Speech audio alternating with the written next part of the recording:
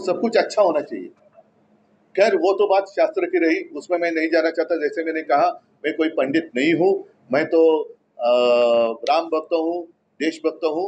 और राम मंदिर होने जा रहा है, उस वक्त तो और दिवाली मनानी जानी चाहिए, और इसलिए तो हम राम मंदिर में जा रहे हैं। शाम को गोदावरी के किनारे पर हम आरती भी कर रहे हैं।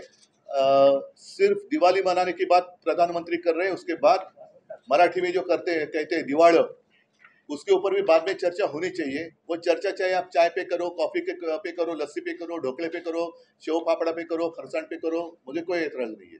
सर, काल कार सेवकांची बैठक झाली सेना भवनला, त्यांना देखील सर्वांना नाशिकसाठी आमंत्रण देण्यात आलं. 1992 ला जे कार सेवक होते त्यांनी काही फोटो देखील दाखवले. ते म्हणजे त्या फोटोवर शिवसैनिकच दिसतात जे बाबरीच्या मस्जिदीवर होते. नक्कीच, आणि त्यांचं योगदान मोठं आहे, त्यांना विसरता येणार नाही. त्याच्यामध्ये अनेक कारसेवक आता दुर्दैवाने आपल्यामध्ये नाही आहेत, पण सुदैवाने जे आपल्यामध्ये आहेत त्यांचा तो गौरव आहे. कारण त्यांनी जर का ते धाडस केलं नसतं तर आजचं राम मंदिर झालं नसतं. कारण आज ते ज्या काय घुमटावरती झेंडे लावणारे आहेत ते चढू शकले नसते जर हे तेव्हा घुमटावरती बाबरीच्या चढले नसते तर. त्याच्यामुळे झेंडे लावायला अनेक येतात, पण जेव्हा लढण्याची वेळ असते तेव्हा आपण कुठे होतात हा प्रश्न, त्याचं उत्तर कोणाकडे नाही. आज जे तिकडे झेंडे लावतात त्यांच्याकडे.